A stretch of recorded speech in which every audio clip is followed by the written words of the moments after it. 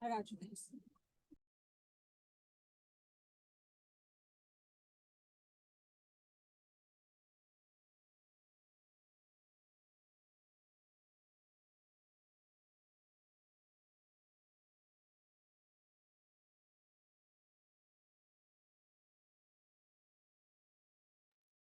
Hello, everyone. Thank you so much for joining. We will get started here in just a moment. We're going to give it a few minutes for a few more attendees to join. Thank you.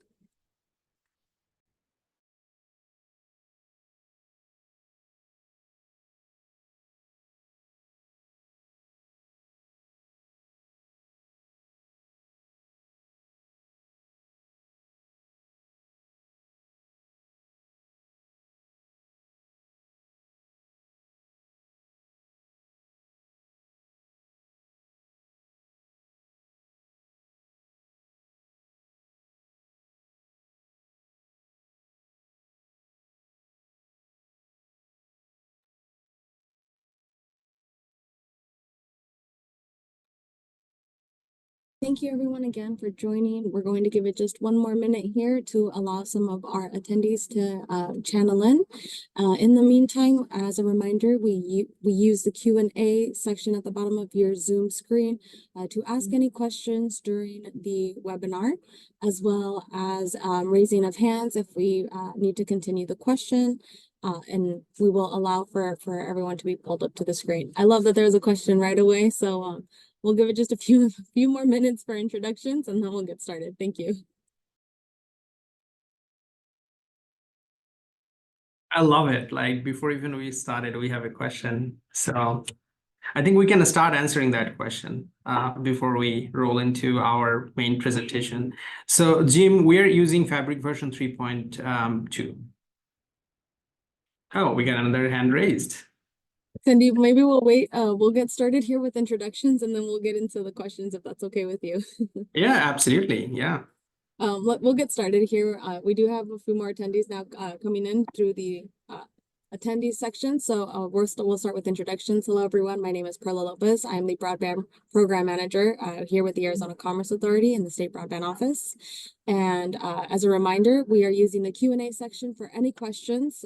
Please raise your hand if you want to have any additional questions to follow up, and we will pull you up to the screen on the panelist, and I will allow for Sandeep to take it away.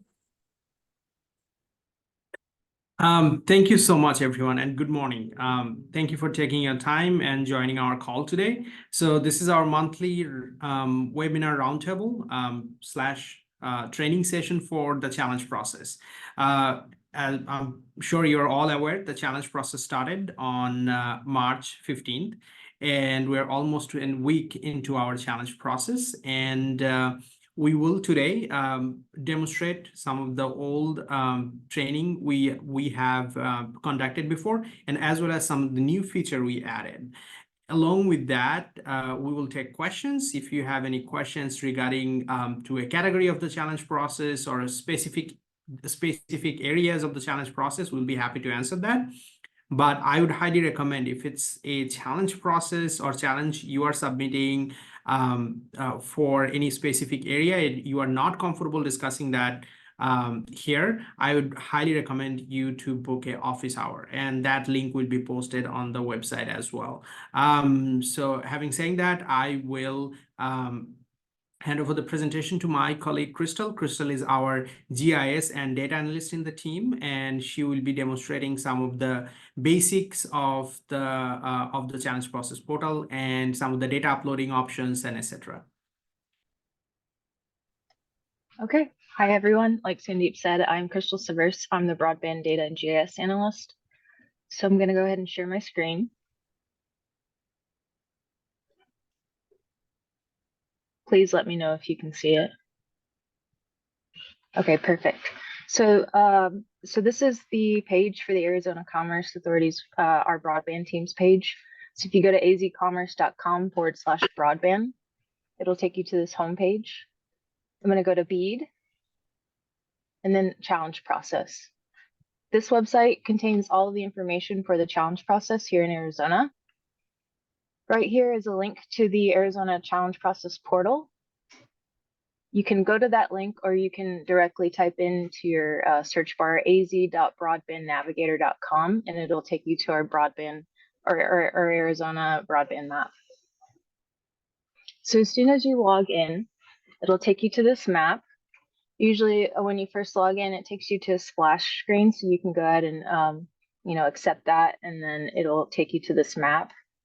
At the top of the map, I have a couple of different options. By default, the option is shows areas with service coverage greater than or equal to 100 by 20. So you can filter that if you'd like, but we all know that this is basically the BEAD number. There's a couple of different ways that you can, a couple of different boundary options. So the default is the county boundaries. Here are the other types of boundaries here. One of the things that we've added recently were tribal boundaries. So you can click on the different tribes and see the status of BEAD there. There's also census block group boundaries here too. So I'll just go back to the default. If you'd like to see the status of funding in Arizona, you can toggle this funding here. It'll tell you all the different types of state and federal funding, broadband funding here in Arizona, and it's color coded. So we have TVCP funding shown in purple, RDOF shown in green. We also have our ABDG data in here too.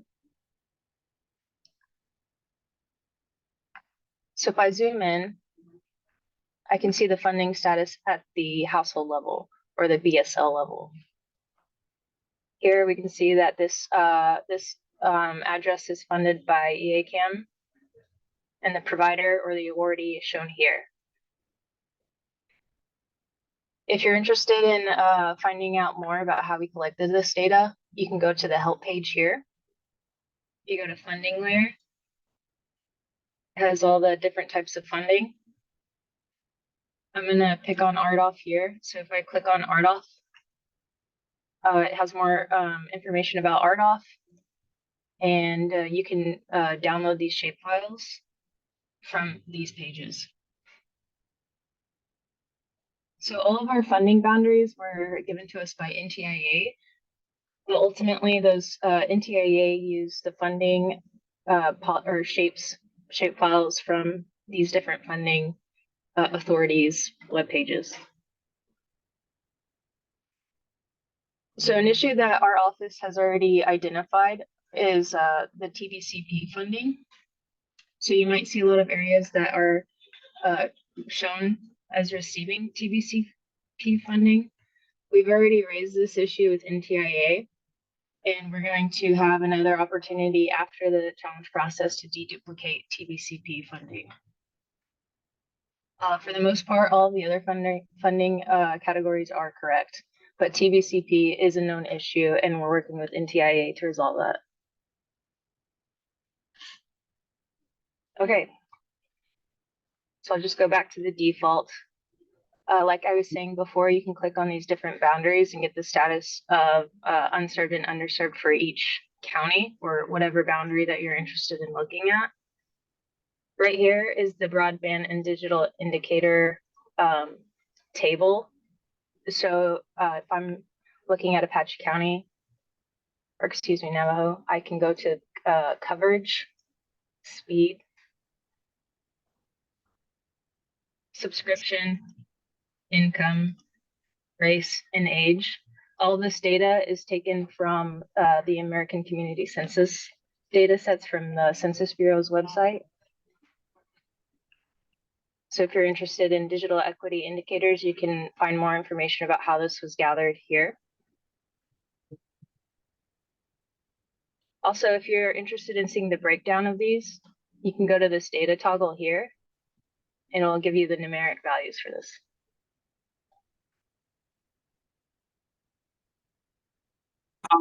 Crystal, could you please go back to the base map and we show them the new added option for uploading the area challenge or bulk challenge? Okay, yeah. So let's see. So to submit a challenge, you're going to want to log in. Once I'm logged in, if I zoom into the area I'm interested in challenging, I can either go to the BSL level to make my challenge. Once I click on that BSL, it'll give me the option down here to submit a challenge. So if you want to challenge those individual locations, you can do so here. If you're interested in doing a bulk challenge, what you'll want to do is click on this icon here. It's the little pencil icon. And then it's going to allow you to draw a polygon around the area you're interested in challenging. So once you create that polygon, it'll ask you to submit the challenge here. So there are only a couple of bulk challenge options. There's enforceable commitment, not part of an enforceable commitment, and a planned service challenge. So if I want to submit a planned service challenge, I'll click that. I'll fill in the information here. I want to certify that this is all correct. Go to next. And here it'll give you a different type or a couple of different types of allowed files. Something that we've recently basically pushed for was the ability to upload a CSV file. What this does is it allows you to upload a CSV file, but it won't integrate with the portal. So this is really important, especially if you know which households that you plan to service. You can upload a CSV template. We're going to post the format on our website soon. So using the correctly formatted CSV table, you can upload your CSV with basically in each BSL that you plan to service. So that helps us basically double check that what you basically included in your polygon is what you actually intend to service. Yeah, and So just to add on top of that, what Crystal just conveyed, sometimes it's difficult when you are, if it's a highly dense area and you as an ISP are investing your own capital to bring high-speed broadband connectivity for that particular area. Sometimes it's hard to draw the shapes around that. Then we found out that probably 1 or 2 households can get missed or can get added what you are not intending to serve. So we'll cross-match the polygon with the CSV you are uploading just to make sure that there is no missing data, there is no extra addition in there, and we'll reach out to you if there is any discrepancy we found. But I would highly, highly recommend when you are submitting as an ISP a area challenge or enforceable commitment challenge, something like that, please do not upload the data from other areas. Just upload the data from that specific area. If you are uploading the data in a map from a massive area, including that polygon, that will be rejected. So please be mindful when you are uploading the data, and that data need to be focused on that specific geographical area, mostly aligned with that polygon you are drawing. Yeah, precisely. So kind of piggybacking off of what Sandeep is saying, our office ultimately has to do the adjudication. So the cleaner your data is, the easier it is for us to approve your challenge.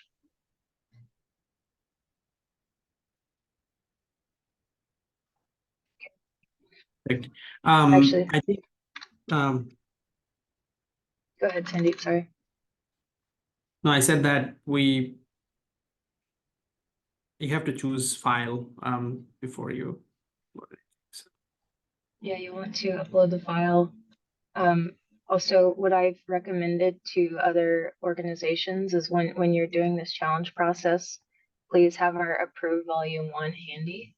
So you can find that on our website here. It'll download the approved volume 1.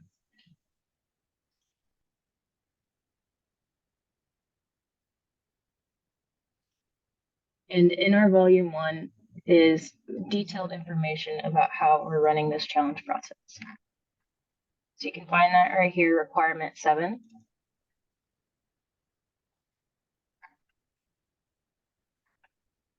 And this has all the information that you need for your challenges. So these are the types of challenges that we have. And here are the types of evidence.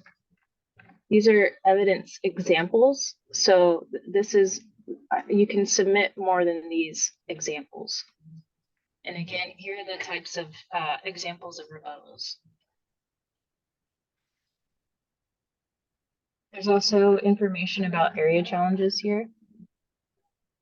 So something that we've been asked is, at least a challenger, you can trigger an area challenge if 6 or more BSLs in a census block group are challenged.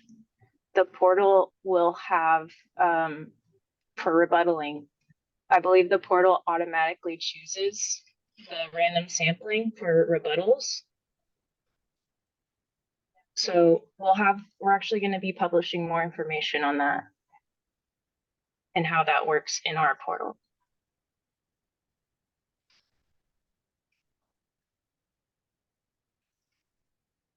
Okay, if you're interested in seeing what an area challenge could look like, if you go to the census block group boundary here, I can see what that census block group looks like for the area I'm interested in. So this is a pretty large area, right? So if 6 BSLs are challenged, it triggers an area challenge for this entire block group.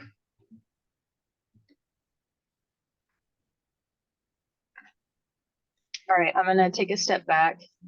And if you haven't already registered to be a user in the portal, I'm gonna show you how to register. Once you're at the AZ Broadband Navigator page, homepage, you'll go to sign in and request a new account. You'll fill all the information here.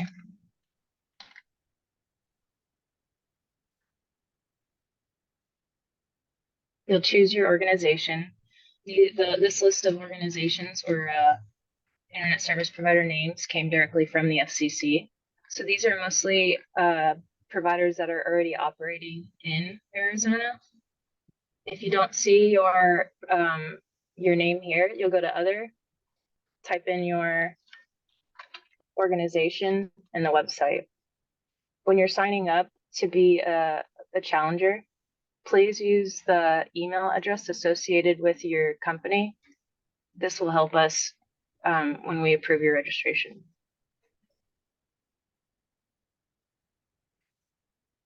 So once you've registered to become a challenger, you'll have access to the challenge dashboard. So if there are multiple users under your organization, that's totally allowable. And everybody under your organization will be able to see the same dashboard. So you can see the status of all the challenges that you've submitted and all of the rebuttals that you have. Once you become a user and someone submits a challenge for your service area, you'll get an email about that as soon as the challenge is issued, and you'll have 15 days to rebuttal. Crystal, we have a question in the chat that we'd like to bring up to unmute themselves really quick, just to go back on one of the sections that you were showing about documentation. The question from the anonymous attendee is, can you spend some time discussing the required documentation for the challenges, specifically the plan to serve evidence? If this anonymous attendee can raise their hand for us to be able to bring them to the stage to expand on the question.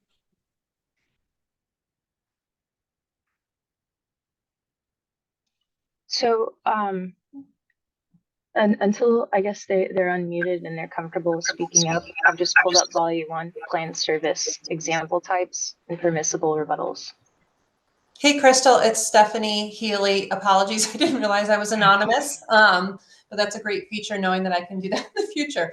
Yeah, if you could just talk a little bit more for us on the specific evidence requirements. And I know you had mentioned, and this may be part of what my question was, that these are meant to be examples and not exclusive of all types of evidence. Is that accurate? That's accurate. And we're hoping to publish additional information pretty soon. I don't think it'll happen this week or next week, but surely the week after, or we'll list several other examples and rebuttal pieces of evidence. Something that we've noticed is, mostly from local government, is that they think that this is pretty much set in stone, the only types of examples that we'll accept, but that's not true. Okay, that's all I needed clarity on. And then I think I am also your second anonymous attendee, and that is the question that I posed is somewhat related to that planned build section there. And if you can just give us a little bit more direction on the example I provided. So if we have, for example, a serviceable area that we're submitting as a planned build, but there are still some households that haven't released yet to customers, but for example, they may be releasing, at the end of July. Is that something you want us to submit still, or how are we handling those? Great question. I think Sandeep wants to talk about that. Sure. Thank you, Crystal. So Stephanie, you are on point. So if you are currently in a building process and the whole project area is not going to be completed by June 30th, what you can do, you can submit us the map and basically draw it in the portal that which PSL you are currently planning to serve before June 30th. That can be one challenge, and the rest, which is going to be operational up and running and lit up for customer service after June 30th, you can draw a separate polygon for that and submit another challenge. For the documentation, if it's an existing service challenge area, you can give us like customer bills, subscriptions, your bill plan, your FCC documentation you have submitted. There are a wide area of documentation you can submit. Anything which in the process for that, you can submit your contractor's invoices, just as an example, because I'm sure you are using contractor to build this network. You can use your communication with the city, town or county. You can use your approved permitting or pending permitting request to the county or local jurisdiction. Once we review that, we will get back to you with a enforceable commitment agreement. We'll sign that just to make sure that we are both covered from our side, that you are building these households and ACA will not deploy any BEAD related funding for this particular geographical area and for this specific households. So that's how normally it will work. However, I just want to take a step back from there as well. If there is a project which is not going to complete, like none of the customer is going to get lit up before June 30th, but those are under construction currently, we can still accept those same documents like the permitting request to the cities or counties, marketing campaign, a contractor invoice that you are paying the contractors. And then based on that, we will send you again a enforceable commitment agreement, binding commitment agreement. We can sign that, and then we can make sure that those areas are served with private capital dollar.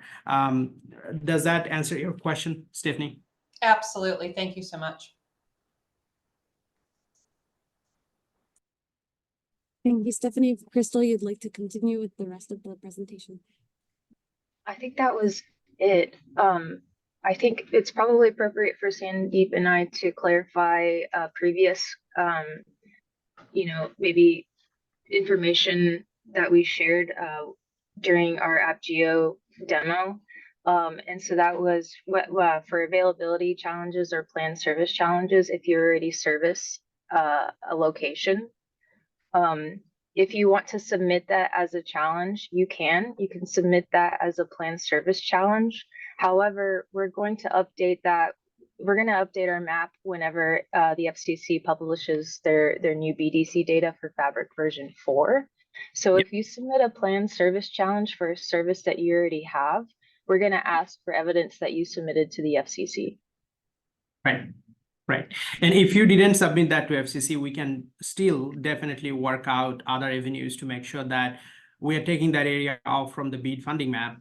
However, the binding commitment agreement need to be there to protect both Arizona's citizens' interest and from the interest from the ISP itself. So yeah, it's different case by case basis. So I would recommend to book an office hour and chat with us about that. Also, one more thing I want to highlight here for the enforceable commitment. If the enforceable commitment for some reason just still in the consideration phase and an ISP is just considering, did not submit any did not went through any engineering drawing or engineering design, did not submit any permitting request. It's just a plan at this point, and you as an ISP just unofficially communicated or officially communicated that to the city. That wouldn't be count as enforceable commitment. We are taking the enforceable commitment, which is kind of project on ground, ongoing right now, and there will be customer who will be connected with high-speed broadband connectivity pretty soon with that deployment. So something in planning phase will not be considered as an enforceable commitment or planned service area commitment. Also, one more thing I want to highlight, that as an ISP, if you received any funding, there are other source of funding going out all the time. Like FCC Reconnect Round 5 just came out 2 weeks ago. Those are not in this map. We are using the federal deduplicated data, which was last updated in February. So if you have that kind of funding directly received from other federal entities except US Department of Commerce, and it can be a loan, it can be a grant, it can be other financial arrangement between a federal entity and an ISP here in Arizona, we're open to accept that as a challenge as well. If it's a financial commitment made by another federal agency, we will make sure if it's meeting BEAD threshold, we'll make sure that we are not overbuilding on those areas with BEAD funding. So it is important for you to check the service areas and make sure that you are notifying us about that part as well.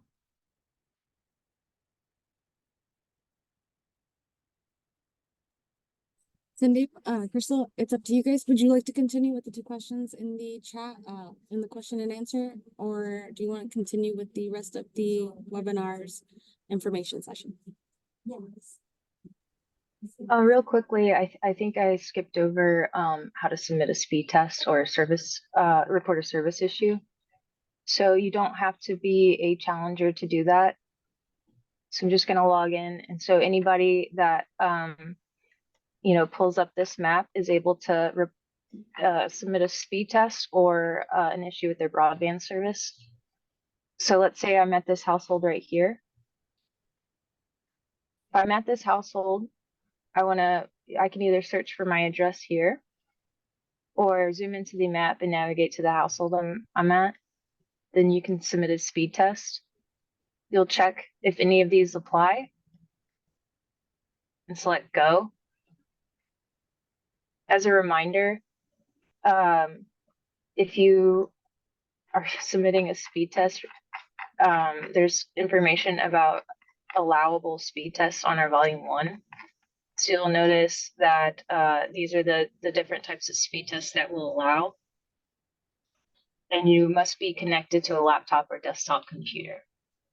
So you cannot submit a speed test from your mobile device with this portal. And it's going to collect all the evidence that's required for a speed test challenge. And it's going to record latency right here. If I don't have the speed results that I would like, say I'm not meeting the 100 by 20 threshold, it's going to allow me to basically submit my email information, and it's going to email me to take another speed test. You can do the same. You can report a service issue here, so anybody can do that. You can report a data cap, for example. You have to include all of your information here in order to proceed. And once I hit the next button, it's going to allow me to upload evidence. So if you're ISP and you're interested in having speed test challenges done by the community, our website has some materials to hand out if you'd like to do so. So there's a material right here on how to conduct a speed test that is made for a broad audience. And I believe that's pretty much the last thing that I wanted to cover. Thank you so much, Crystal. We're gonna go ahead and answer some of the questions in the chat and then also allow for Katrina Parker. She's had her hand up for a while now. We're gonna answer some of those questions. The first one is from Jim Coleman. Which version of Fabric were the unserved and underserved location IDs pulled from? And Sandeep, I know this was a question you were answering at the beginning of the call. Sure. Jim, we are using Fabric version 3.2. Next, I'm going to allow for Katrina to come up to the stage and ask her question.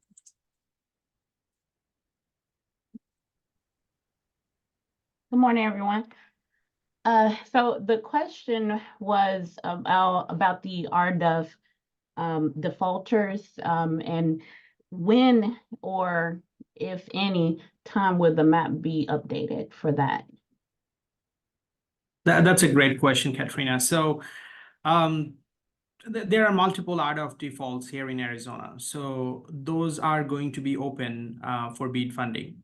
And just to clear a little bit more, if there is a RDOF funding here in Arizona is not meeting the BEAD threshold and the technology expectation as per our volume 2, that will be open for BEAD funding as well. To give you an example, if there is a RDOF funding which is providing over 100/20 speed threshold as per BEAD, but it's an unlicensed fixed wireless technology, that will not be considered as a reliable broadband delivery. So that will be open for BEAD funding. So we are only considering our RDOF fiber to home or RDOF licensed fixed wireless delivery using a fiber backhaul with 100/20 speed threshold. And when it comes to the other defaults, we are not putting any defaults in the map. We are just putting the active projects in the map, which is meeting BEAD requirement. If there are more default comes on our way before we open up the procurement, as per our volume 2, the expected date, again, this is a tentative date to open the procurement would be somewhere around September. If there are more RDOF default, NTI gives us capability to add those areas on the fly. The only way we won't be able to any RDOF areas if that defaults when we are done with our procurement and we went through all the process and distributed the BEAD funding. If there is a default after that, we wouldn't be able to cover that with BEAD funding because we are done with the procurement. Hope that answers your question. It does. I appreciate it. Thank you. Thank you, I just Katrina. wanted to add for anybody that doesn't know, we've sent all of the federal and state funding to NTIA and had their data analytics team deduplicate it. So that can be downloaded directly from our website. So that data set is available to everybody. It shows the status of every BSL and what type of federal funding it receives. So this is that data set, and this is the data dictionary here. So thank you for that, Crystal. The next question, I know it was addressed with Katrina, but I don't want to skip over any questions here in the chat. But Katrina had also asked, what is the plan for RDOF defaulters? And I know you guys addressed a lot of her questions there, but I'll go on to the next one. And it is, Robin is asking Sandeep, if we plan to build to an unfeasible area and searching for funding, including hoping for grant money, did you say we should challenge the area to report we intend to provide service within the drawn polygon? Robin, I'm not exactly sure the context of this question. Is it possible to unmute yourself and probably we can talk about it? Yes, can you hear me? Yes, we can hear you. Yes. Okay, great. So we have an area that we plan to build to. We're in the midst of procuring funding for it. Still hoping that we can apply for BEAD grant money to make this infeasible area feasible. But until we get either a loaner to approve it or get some grant money, we don't know when we'll be able to build this. So should we submit saying that we plan to serve these people, but we don't know when? Robin, could you please let us know which ISP you are with? TWN. Okay. So the area you are planning to deploy or looking for grant funding or private capital, is that area unserved or underserved and currently eligible for BEAD funding? Yes. Okay. No, you don't have to do anything, frankly. If it's eligible for BEAD funding, it's good to go. You can apply to us when the procurement open for BEAD funding, or you are most welcome to apply to any other federal funding or state funding or private capital. But yes, those areas are going to be by default eligible for BEAD funding. So you don't have to draw anything in the polygon or challenge anything. It's open by, basically it's eligible by default. Okay. Thank you. Mhm. Thank you, Robin. We're going to move on to the next question here. When looking at the portal, I do not see any challenges pending rebuttal. Is that accurate? Yes, that's likely accurate. So, right, I'll tell you the status of speed test right now. I think 35 have been taken and only 3 have been flagged for having speeds below 100 by 20. Those folks still need to follow up and submit more speed tests. So it's not likely that any ISP right now has received a challenge. We expect to see more later on in the challenge process. And once you are challenged, you will receive an email to whatever email that you registered with in the portal that says that you have a pending challenge. Thank you, Crystal. Katrina, I saw you had your hand up again. If you'd like to unmute and ask your question. Unfortunately, I do not have my hand raised. There are other sounds that's going on in my office, so I do apologize for that. No worries. Just wanted to make sure I didn't miss your question because your hand was up. Thank you for that. We have an anonymous attendee asking, was that correctly stated that only fiber will satisfy the requirement as served? No. The way BEAD funding is written, and if you go into our volume 1 and volume 2, we extensively talked about the requirement or threshold for BEAD funding. It is any technology, but has to be the reliable broadband delivery technology. So as per our definition in the state of Arizona, we consider fiber or cable connectivity, licensed fixed wireless. So we do not consider unlicensed fixed wireless and satellite connectivity as a reliable broadband delivery. All these 3, the previous 3, will be considered as served if there is a network already in place. So it's not only fiber, any of those reliable broadband delivery, if they are delivering over 100 by 20, those households will be considered as served. Thank you, Sandeep. We have a question from Mark here. He asks, how will eligible BEAD BSL areas be affected by new grant awards that come in before the areas are offered for BEAD funding by the state? NTIA, TBCB. We should read it TBCP. TBCP. Yep. Round 2 closes tomorrow, and USDA Reconnect Round 5 on 5/21, May 21st, with likely program awards later this year.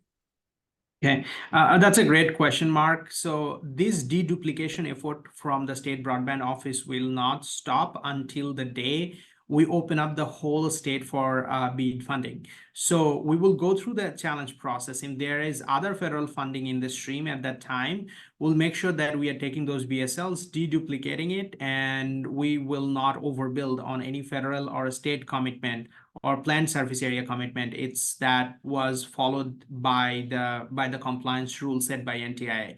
That means for state and federal, if those are already a signed contract, grant was executed contract between the subrecipient and the entity, the grant was signed and it's finalized, we will not overbuild on those areas. And those data normally comes from NTI data analytics team. So they deduplicate that for us in partnership with the State Broadband Office, and we implement that in the map. So to give you an example, if we are opening our procurement to distribute $1 billion in mid-September, September 15th, the map which will be released on that day on September 15th will make sure that anything happened before September 15th was considered into this funding area map.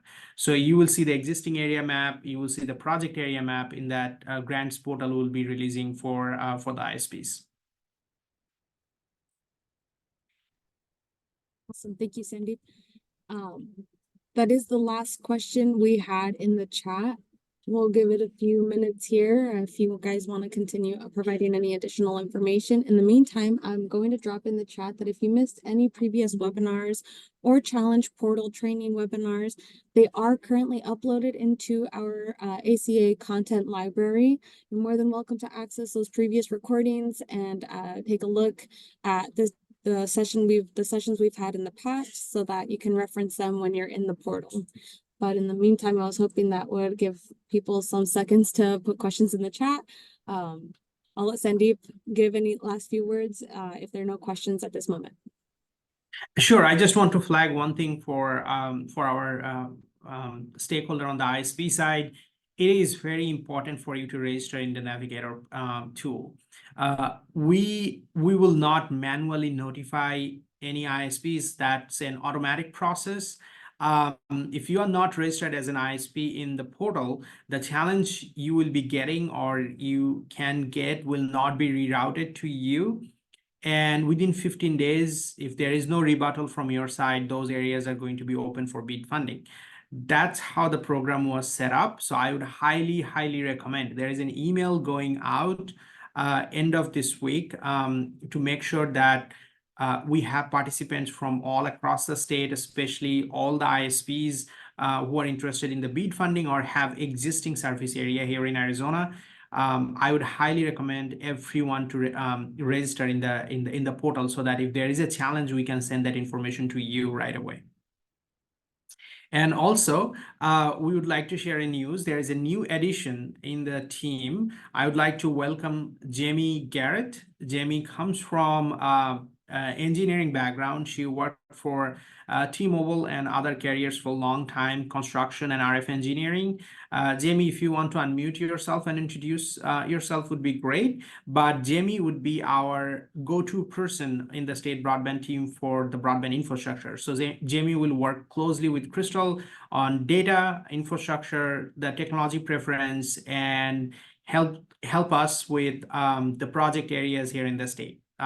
Jamie? Hi, my name is Jamie Garrett. Just started here with Sandeep and team. I should get up to speed soon and be your point of contact for infrastructure. I have a background working in the wireless industry and may have even worked with some of you already for backhaul. So I look forward to working with everyone and let me know if you need anything. Thanks, Sandy. And also, I would like to welcome Kelly. She's a new member of the team as well. Kelly recently joined us, and Kelly will be our engagement and community engagement and outreach manager. Kelly, if you want to unmute yourself and say a few words, that would be great. Sure. Thank you, Sandeep. As he said, my name is Kelly, and I am here to help make sure that everybody comes together, knows the process, knows what's happening, and that we have your information and you have ours and you know how to reach us with any questions.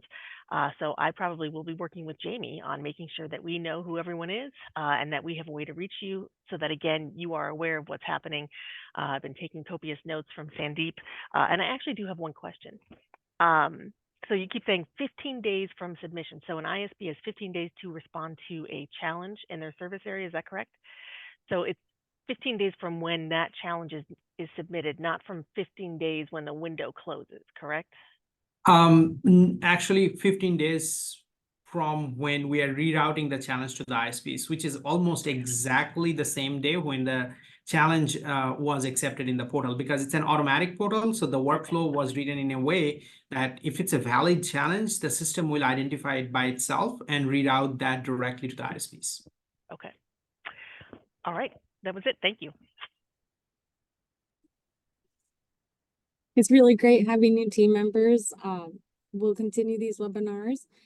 We just as a reminder to go to our ACA website, the /broadband. You'll find all the information that's on there about the challenge portal, how to access it. You'll find the speed test that Crystal was showing you and all those documents as well. I also put in the chat the link to the portal, and you can also find that on our ACA website. You'll also find our challenge process office hours if you'd like to schedule a time with our office to be able to talk through the portal, ask any questions. And then as well, I sent out the link for the content library to follow up on any of the previous recordings. If there's no additional questions, we will give back 15 minutes of your time, and thank you so much for joining us today.